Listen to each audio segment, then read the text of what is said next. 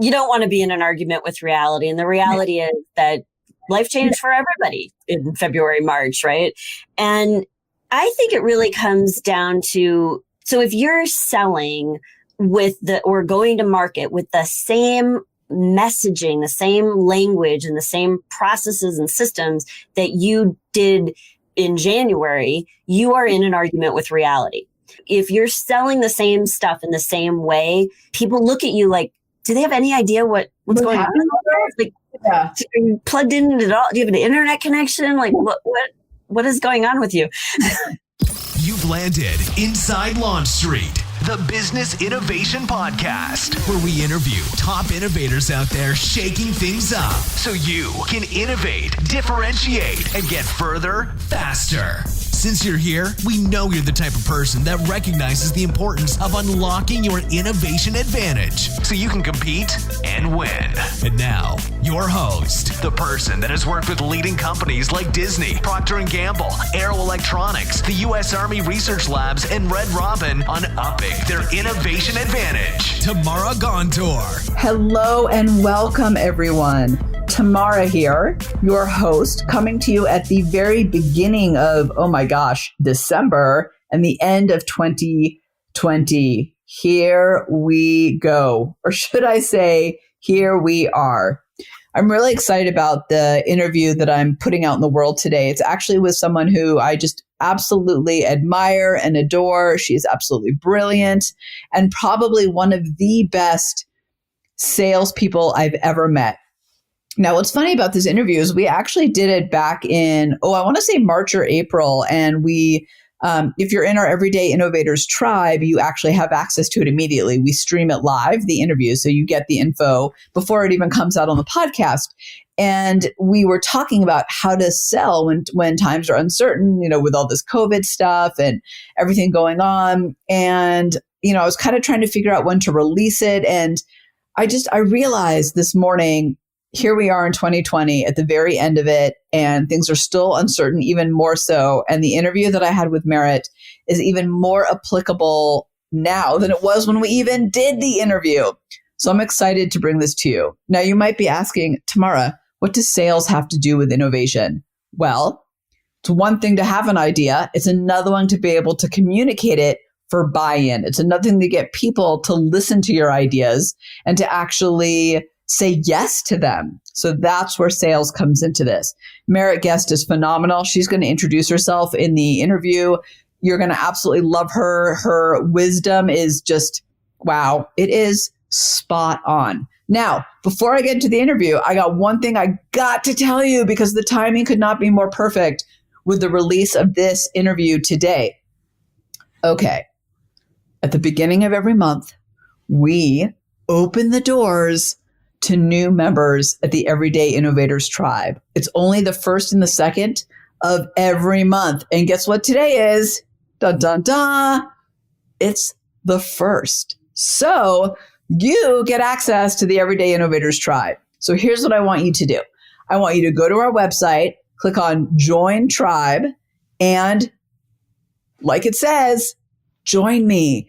In there, we have these monthly innovation jam sessions where you bring the challenge, I bring the facilitation. Together with your community, we brainstorm and come up with solutions for you.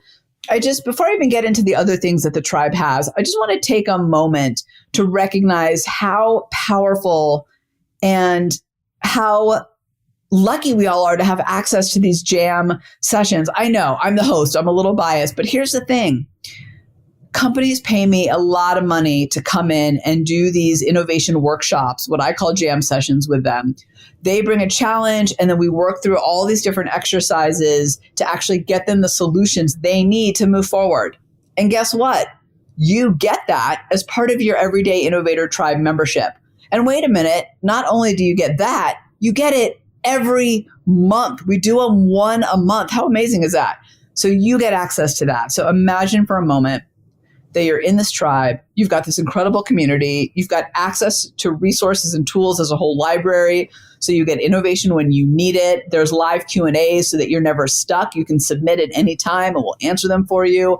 And then on top of all that, every month, you get to bring your real world challenges or opportunities to the table, and we get to come together to find those innovative solutions in the real world so that you get to go back to your team and your leadership and your clients and go, how about this? Yeah, it's so powerful.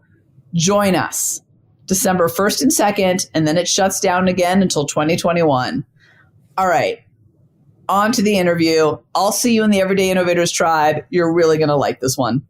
So I'm super excited about today because we're going to dig into persuasion, getting buy-in, sales, which all of us are in some way or another, whether we're doing it with clients, we're doing it to our leadership, we're doing it to our team, whatever it is, we're selling. And particularly when it comes to, I think, innovative ideas and new paths and having to get buy-in for change, we're in sales. So Merritt, with that, I'm going to let you introduce yourself, and then we are going to dig in. And let me just tell everyone, I've known Merritt for such a long time, so this is so exciting. So there might be like some tangents in this conversation.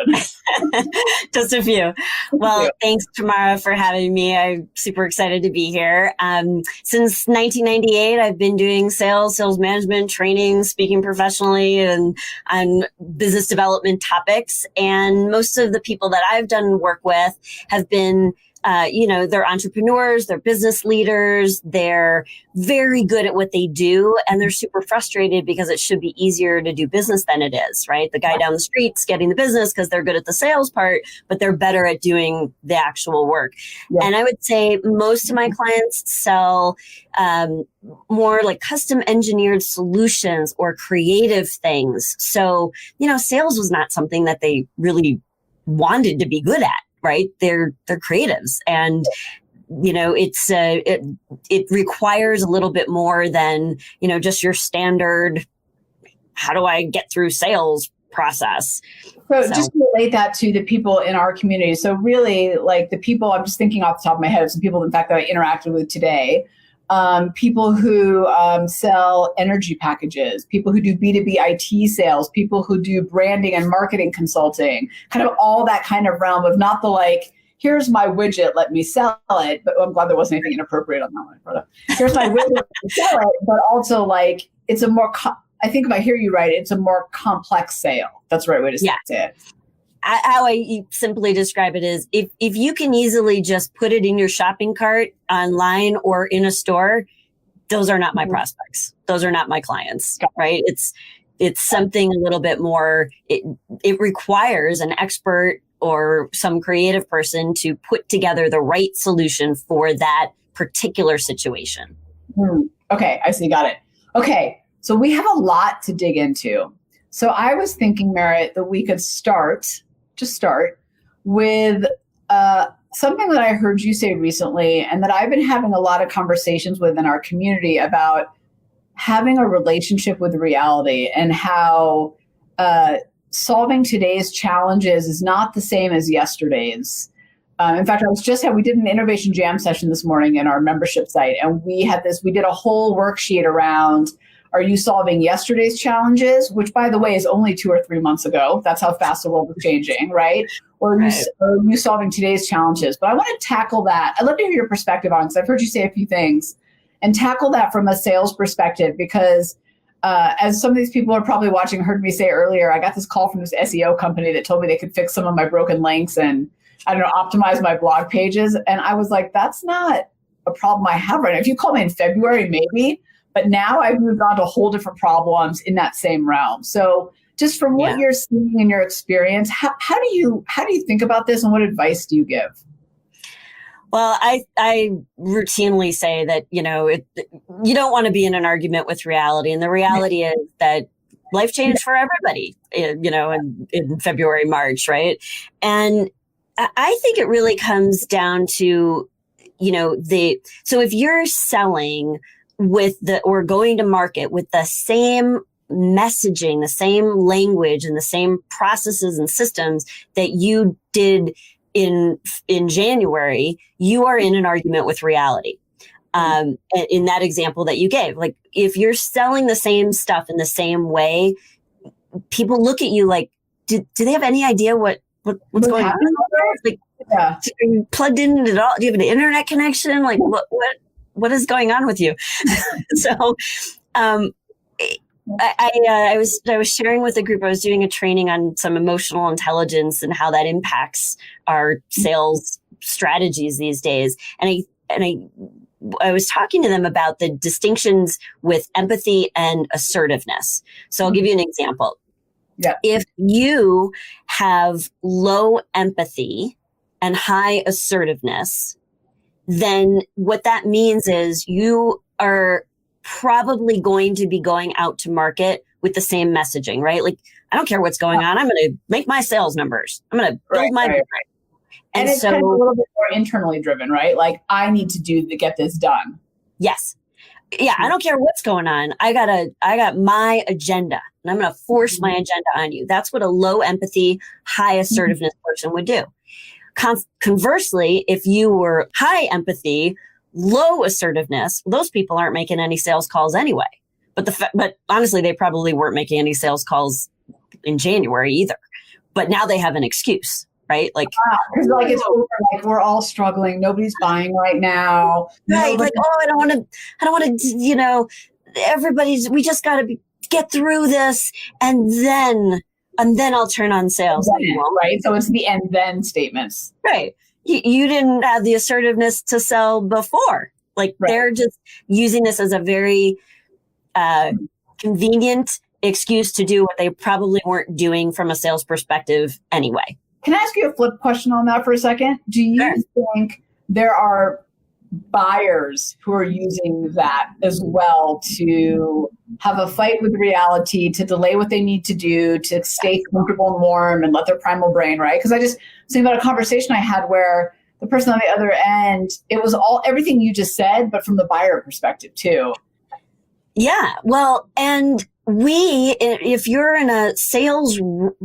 wearing a sales hat, right? Whether you're a business leader, you're, running a department, or you're just needing to be influential with your teams, not necessarily selling a thing. We need to bring an appropriate level of empathy and assertiveness to that conversation to establish an environment where a buyer of our ideas or our products and services can be receptive and open to hearing what we have to say and be open to having a real, honest, straightforward dialogue about what their needs really are.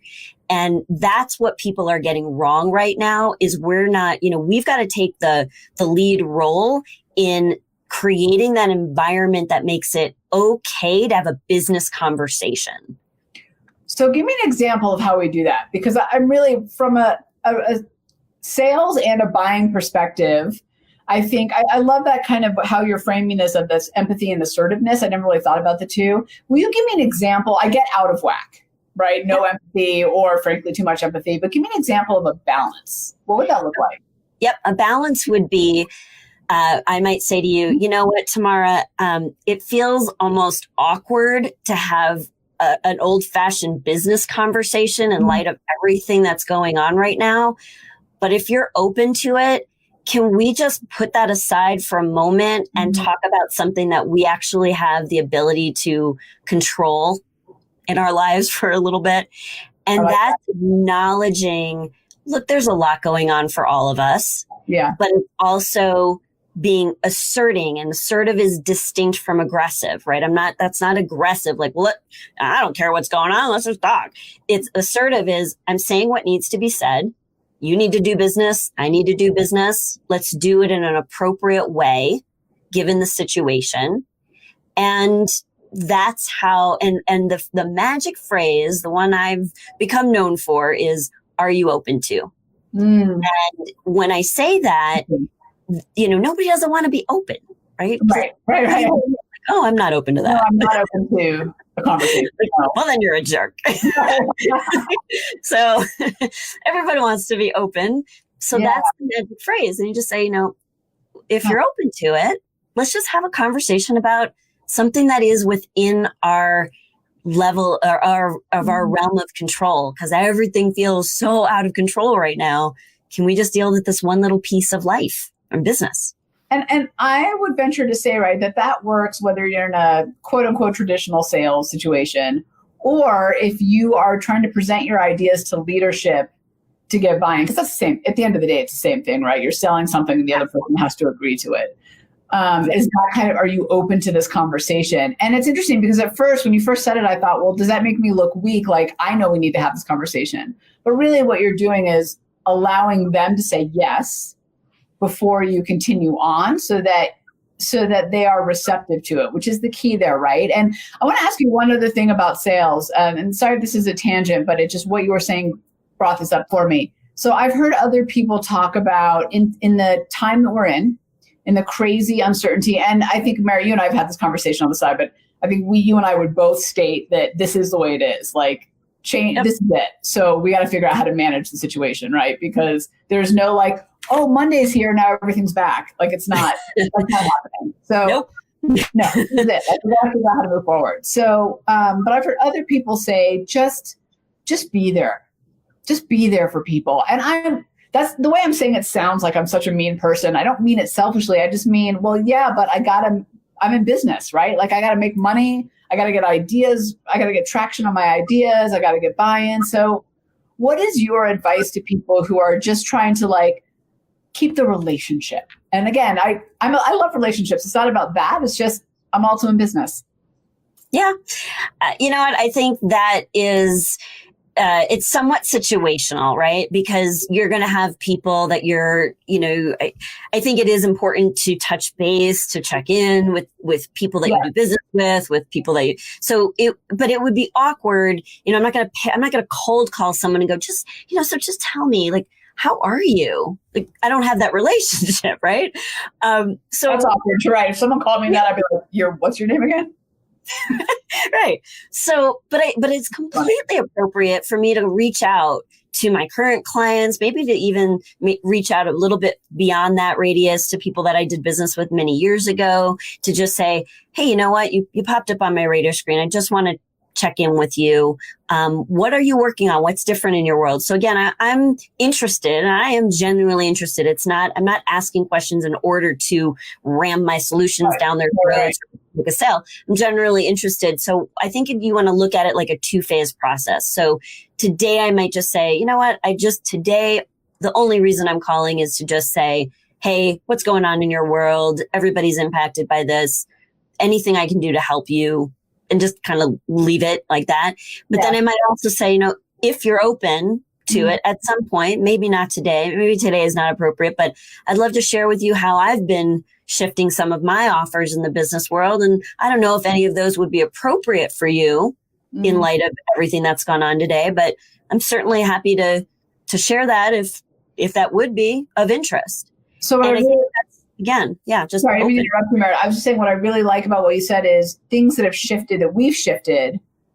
So it implies you've got new things to offer, and you do, because you have shifted. If you have, you're ahead of the game, right? You're not that SEO company I was talking about. So anyways, you said that quickly, but I wanted to bring that back, because I do think just that fact that you're saying I've shifted and I feel your pain. So I want to launch that over to the other part of the question I had, which is, it seems like right now, and in some ways I hope this part stays a little bit, Merritt, because I actually like the connection, the authenticity it's allowing us to have in relationships. I think maybe we didn't spend time on before.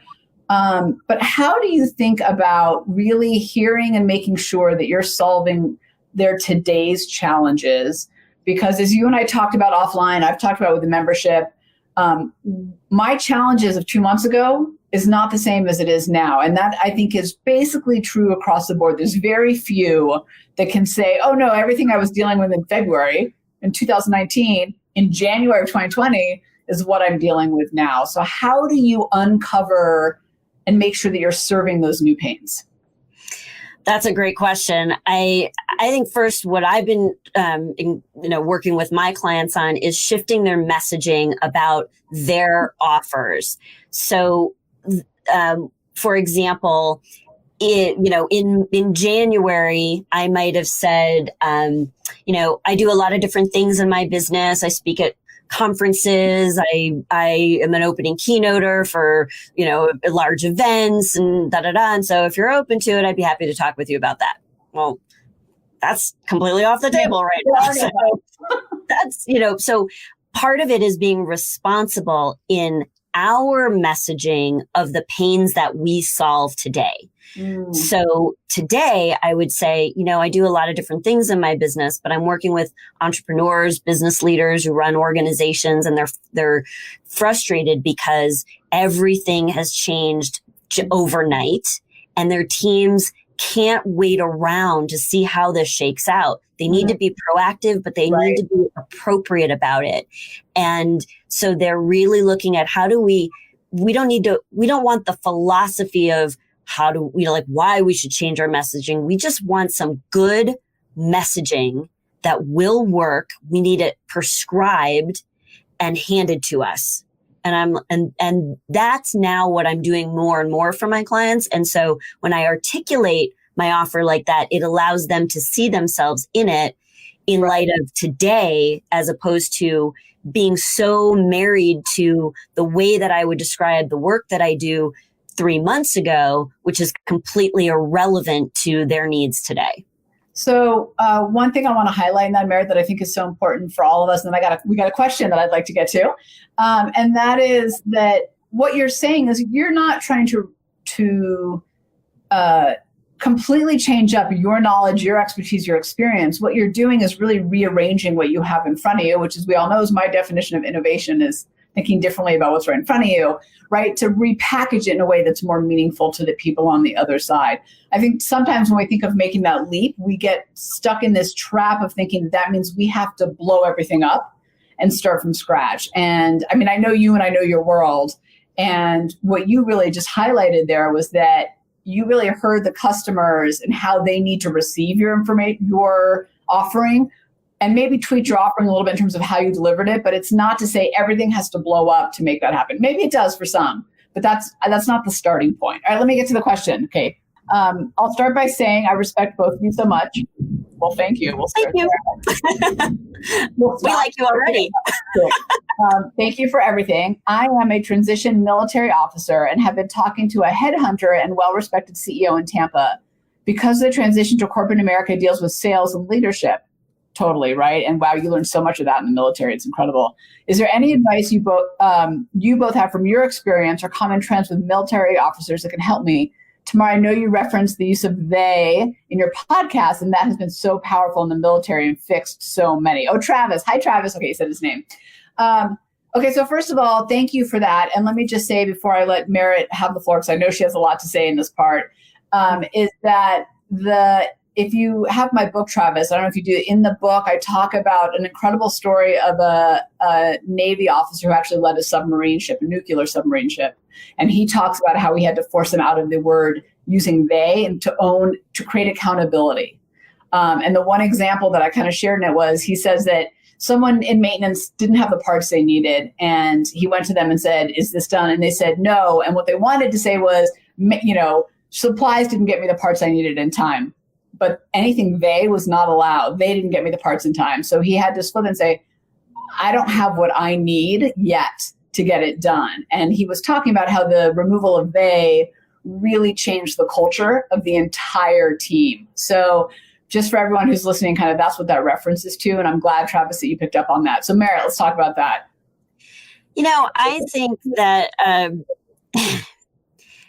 I think that in order to be more influential with others, whether it's in a leadership role and military and business, we have to understand what has influence over us. Oh. So I was not expecting that. Go on. So I think that in making any transition like that, you want to really look at the strengths that had you be successful in one domain and how those apply in another domain. I do a lot of work with emotional intelligence. And so that's always one of my go-to places to just identify the kinds of specific strengths that you have. And there's definitely some trends that I've seen from the folks with military experience that I've done assessments for, and some of the strengths that they've really worked on and developed. And you could see that they've had those as strengths. But like I was talking about the empathy and assertiveness, that's the kind of stuff that when you see your wiring from a foundation of like your own mindset. And then you're layering on top of that, okay, these are the business skills that I need to learn. And you lean into the strengths that you have to learn areas where you yet be as strong. That would be one of the main things that I would recommend putting a little focus and attention on as you make a transition into a different domain like business. Do you think when understanding, actually, let me take this to a different place. One of the things that kind of I've experienced is that and Travis, this is particularly for you too, what makes you unique is what makes you valuable. So it's your strengths and it's kind of what you bring to the table that other people can't. And I will say I've seen incredible people transition from military, but transitioned into business. And part of what's allowed them to stand out is they have experiences in leadership and teamwork and collaboration and hitting objectives and not hitting objectives in a way that the rest of us don't, frankly. And it's a matter of how you language that in a way that the corporate world hears it, because we don't use the same language, right? We don't have the same language. Right.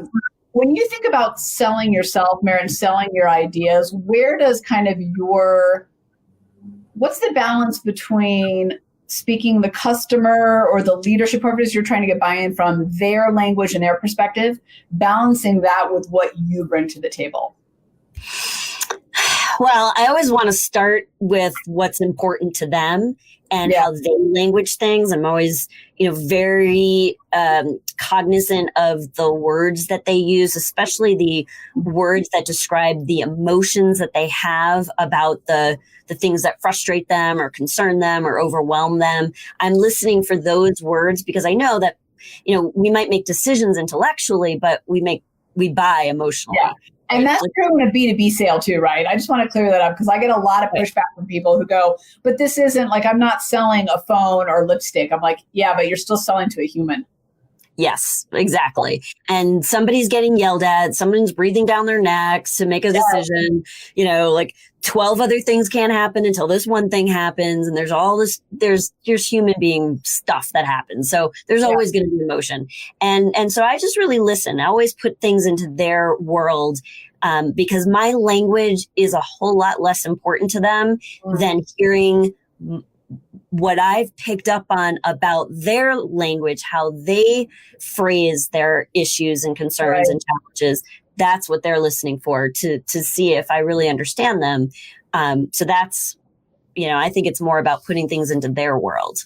So I think that is a great lesson in transition and change too, as you're trying to figure out like how to transition and change into the new era that we are in. I hate to say new normal because I feel like it's not really about that. It's more about kind of the new paths and how you get there and what you decide to create. But part of that really is listening to everybody else around you, right? And what they're dealing with and what they're struggling with.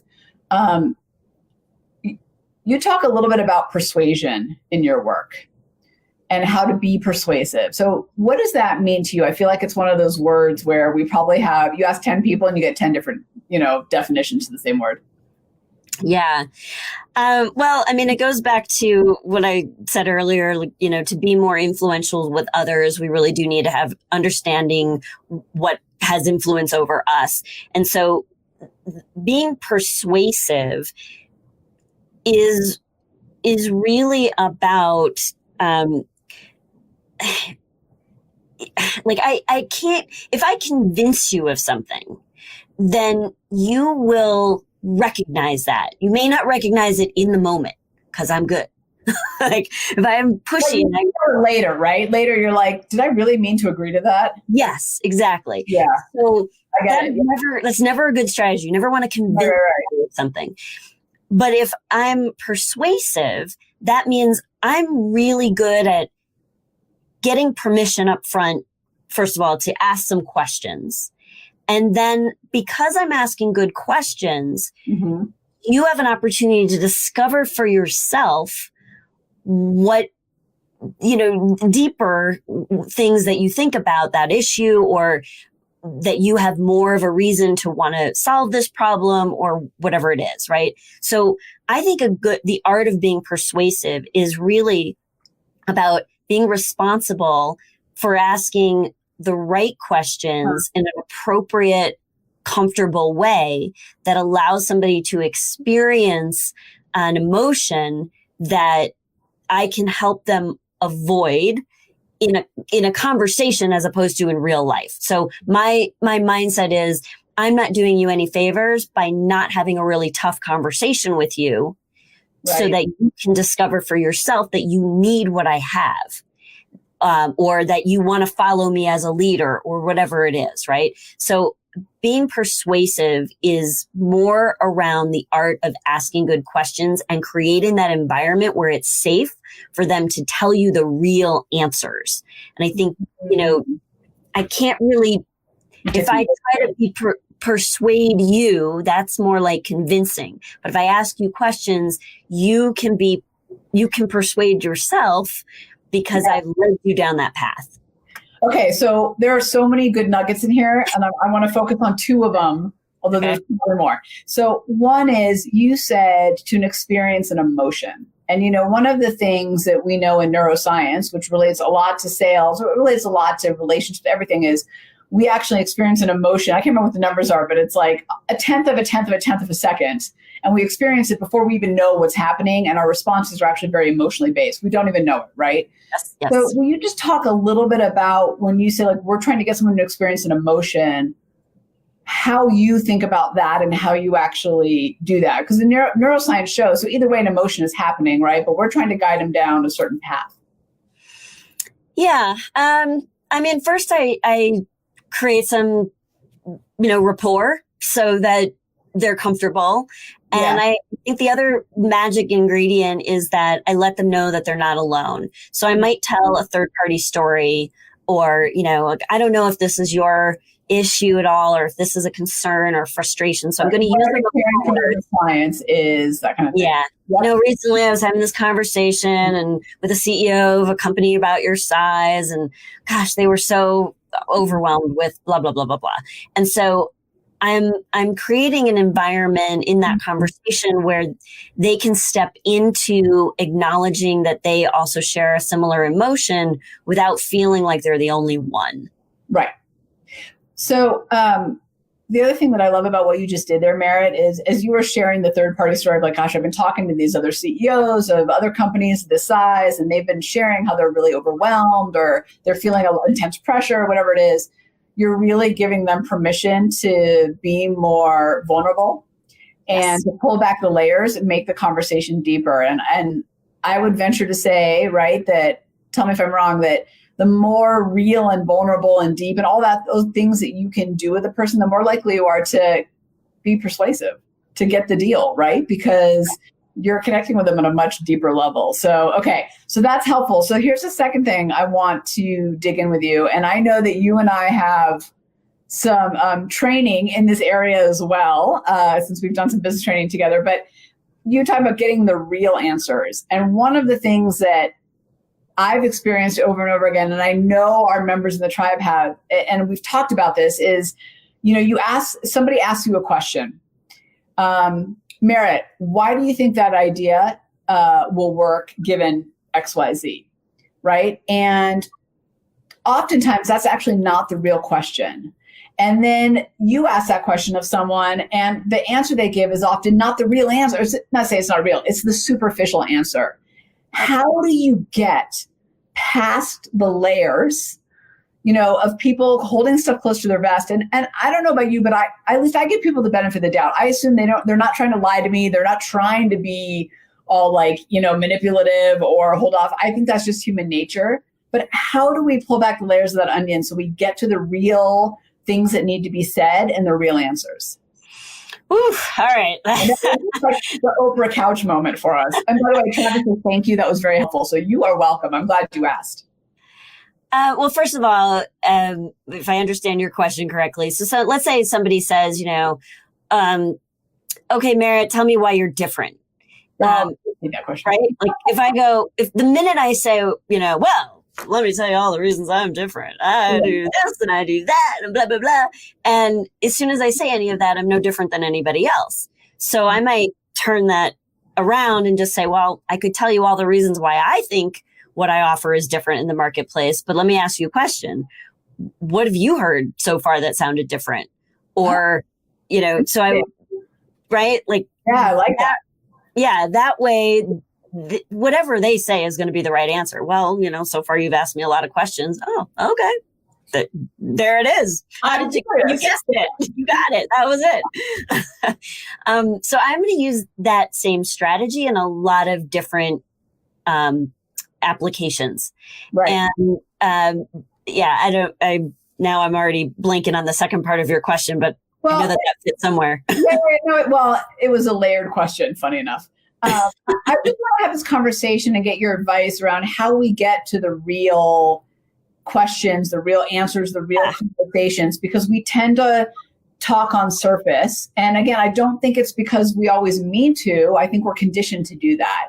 And sometimes we don't know what we're thinking. It takes us a second. So particularly when you're in a sales situation and the person on the other side of the table is saying, well, I need more understanding here, or I do not get this. I'm not sure that's always really what they're getting at. Yeah, I tend to just say some version of that. I'd say, well, I start to answer the question, and then it's almost like I interrupt myself and respond with another question.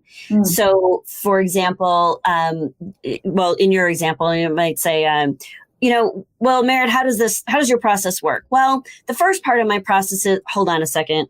I could probably talk your ear off about my process. Let me ask you this. You must have asked me for a reason. What specifically about that process is of interest to you? Oh, well, I wanted to know about how the timeline works. Okay. Right. And now you're getting to the real conversation that you need to have. Okay. Yeah. That's exactly what thank you, Merritt. By the way, I've seen, for all of you watching or who will be listening later, I've seen Merritt in action on this, and it's brilliant. And it's one of the things that I always go on. It's one of the, let me tell you why you're different. It's one of the things that I always try to remember from my training with you is that to ask a question before I answer, because oftentimes their second and third answer is actually way more insightful in terms of what they're really trying to get at and what you need to, the objection you actually need to deal with. Can we dig a little bit on this into objections actually? Because actually, let me ask you, do you find that there are some right now that are very situationally based that are just people trying to not make decisions? What do those look like and how do we overcome them?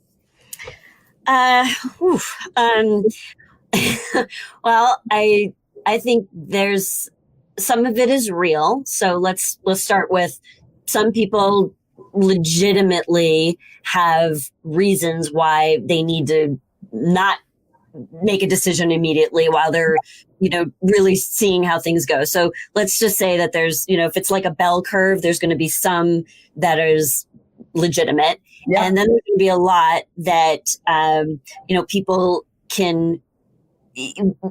they can give us an excuse about, this isn't the right time and I need to wait and and that makes sense to us sometimes as just human beings dealing in the same circumstances. So we're less likely to push. Mm-hmm. The interesting piece is how there's a lot of science and theory of how you buy impacts how you sell. Have you ever heard that one? Yes. Yeah. And I want to dig into that in a second when we finish this example. Yeah. So just pay attention to the excuses or the delays, stalls, and objections that seem to make sense to you as a buyer. And are you just buying into that when you're in a selling role because it's easy? So I would just encourage people to you don't have to, it's not about pushing back, but it's just about asking one more question. So I might say, I can appreciate that. And there is a lot of uncertainty, but let me ask you this. Let's pretend, which is always a great way. Let's pretend that, this one element wasn't a problem or, blah, blah, blah. I might just, throw something out there as a possibility. Would it then be appropriate to make a decision about this element that is what I'm offering, right? So rather than accept the put off as the truth, just test it. Just have an attitude of just being curious and just testing it, because sometimes it's not the truth. Well, I appreciate what you're saying about, first of all, just assume the best, that they're not trying to like push you off, but maybe they can't. We'll get those people off the table for a second, but there are those that just simply can't. But also recognizing that that also may feel real for them. So we have to help them get over that. It's not that they're just like, let's see, I'm going to go with excuse number 3 today. Now's not the time due to uncertainty, right? That they really might feel that and believe that.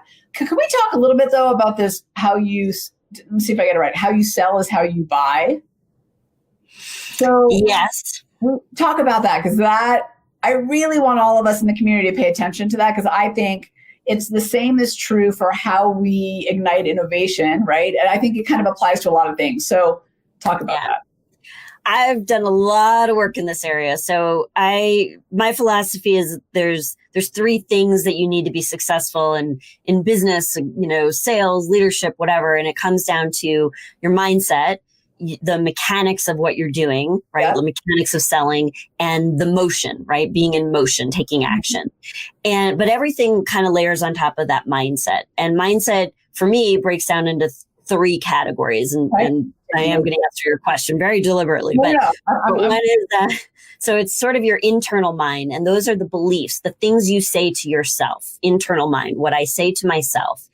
And those are the beliefs I have about decision makers, money, timelines, my own self-worth, all of that, right? Then there's behavioral mind. That's what my actions say to other people. If you've done I know you've done DISC profiles and Myers-Briggs and all that falls into this category. So that's, how I am being out there in the marketplace and what that tells you about how I am. And then there's the emotional mindset. And that is probably even deeper level of really understanding like empathy and assertiveness and self-regard and impulse control and all these other emotional intelligence attributes. So those are 3 areas. Now, what you're talking about when I lead programs and do training sessions around how you buy is how you sell, we're dealing with the belief systems in that internal mind. So the first thing you really want to do is kind of take an inventory of some of the beliefs you have about money. Like if you think $1,000 is a lot of money, but you're out there selling $100,000 solutions, you're going to have a problem stuck in your throat. Right. And I can remember a time early in my career, I was selling radio advertising, and we could manipulate a radio advertising schedule based on the day part. So if you gave me, like, I could only run your commercial at 7:18 a.m., that was expensive, right? Because I only had 1 minute of inventory that I could sell you. But if you gave me between 7 a.m. and 12 a.m., I could put it anywhere. You gave me flexibility, the price went down. So I would sit there at the computer and try to manipulate the schedule that brought the price down so that they got the frequency they needed for the advertising campaign to work, but it wasn't a high number.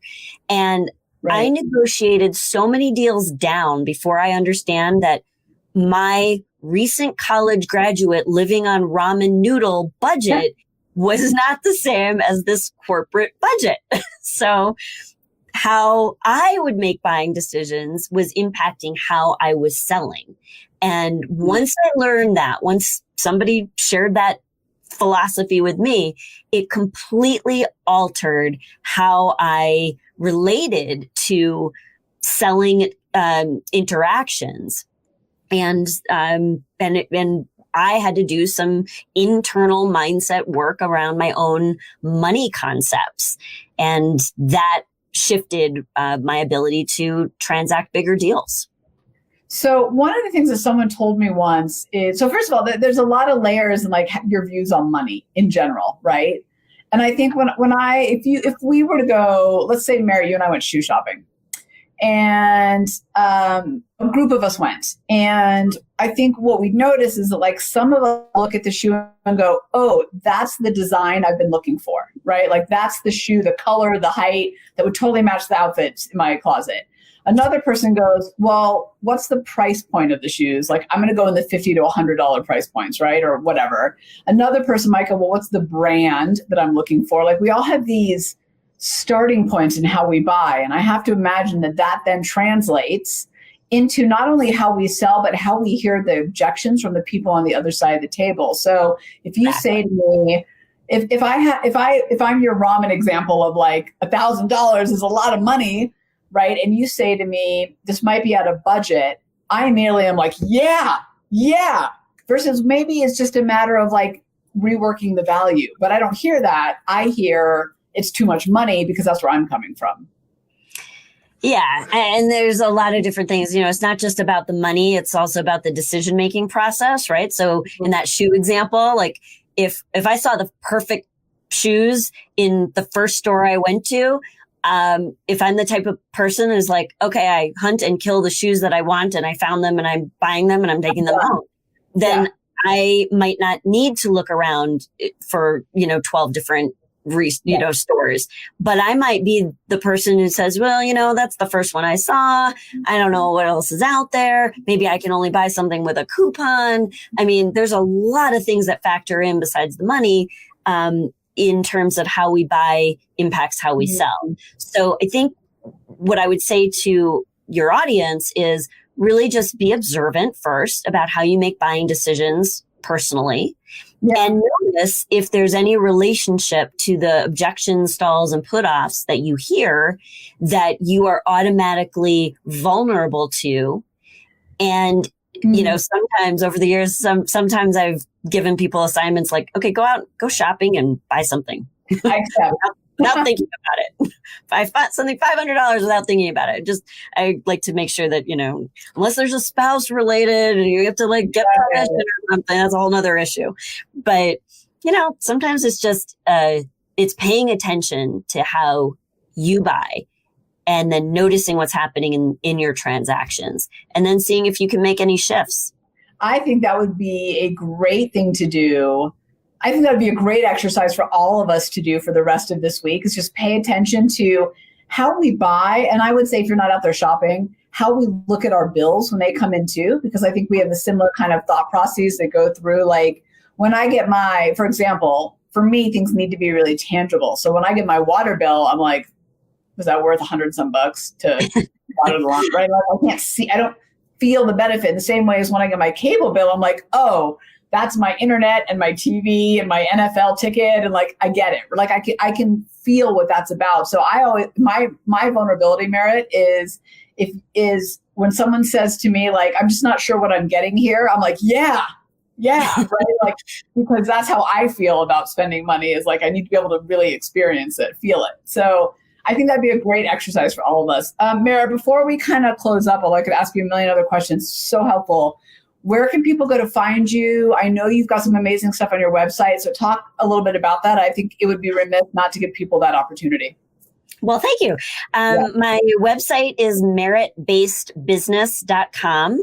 And I'm super excited because as I've been listening to the marketplace and what people need and just shifting my business away from some of the live event things that I did and putting my expertise more into some digital offers. So I just launched the Merit-Based Business Academy, and I'm constantly loading, new offers, some other digital programs. I have a group coaching program that I'm doing and some exclusive private VIP coaching offers and some, I know I talked a little bit about the emotional intelligence assessments. That's probably one of my favorite things that I've been doing lately with leadership teams is just really giving them a sense of who they are and what the strengths are of the team overall, and then how to raise the level of that leadership team so that their people are wanting to give their A+ effort.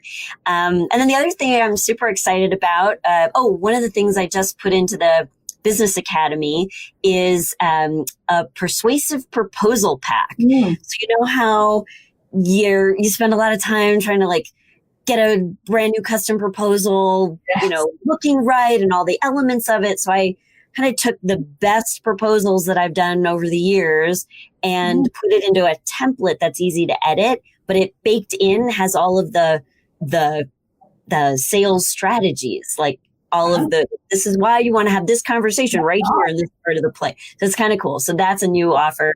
And then there's also the Smarter Sales Show podcast, which I did with my co-host, Julie Holmes. And we talk about, she's an expert in technology.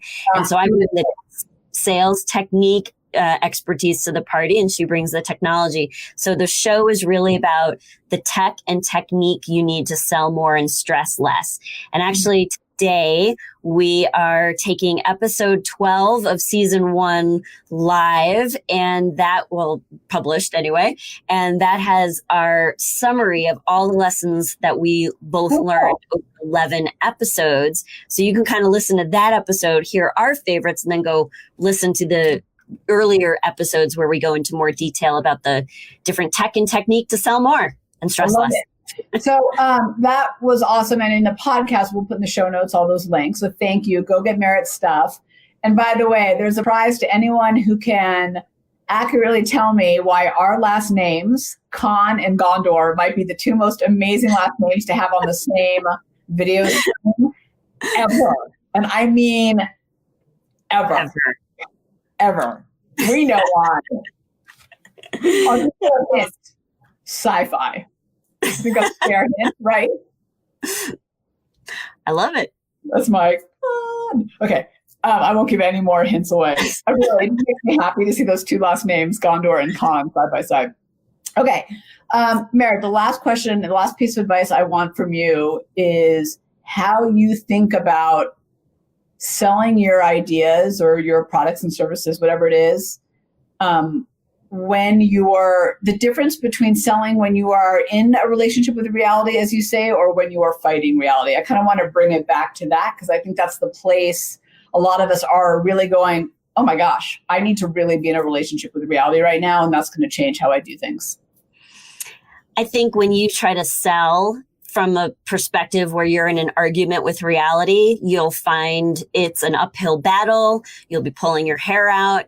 It's how you know you're doing that is it's all about you. When you sit there and you're trying to force sales or force your solutions on a marketplace that's not receptive to it, you are in an argument with reality. And all you need to do to shift that is to listen first for how you can serve the reality of the marketplace that you serve, and how you can sort of take your expertise. Maybe it's repackage it, represent it, rethink the way you deliver it. It's still the same offer, but it's just in a different format, perhaps. That may or may not be the switch you need to make. But you'll know you're no longer in an argument with reality when the marketplace responds to you, thank you. That's exactly what we were hoping for. So can I add a story to this, Mara, which I think you've kind of been too, but I think that this brings home what you're saying. And I want to end with kind of your thoughts on this. So, and as my community knows, I like to pull back the curtain and be fully transparent. And a lot of speakers in our world too. So a lot of us went through this. I think in February, March, when this all came down, the rug got pulled out from a lot of us because most of us do our business in like you were saying, live events, right? That is how we deliver, whether that's a conference, a client meeting, a strategic retreat, a keynote, whatever. We deliver through live events. And that got taken away, whether we like it or not. And for a lot of people, they then said, oh, I'll just do what I do live virtually. And I'm not opposed to that. Don't get me wrong. But that to me felt like a fight with reality because when I looked at the marketplace had different needs. Yeah. So, and I have a whole 10-minute burst on jumping the curve, which Travis, I think actually you would love, which is all about how do you find that new curve of success when your life cycle, when you hit the cliff. But I think that's part of the reason why I would suspect you, but I don't want to put words in your mouth, started our membership sites, right? Your academy, my membership sites, because we said, wait a minute, my expertise of enabling innovation, enabling leadership, that all matters still, but how I'm delivering isn't relevant anymore. And it's not going to be relevant for a long time.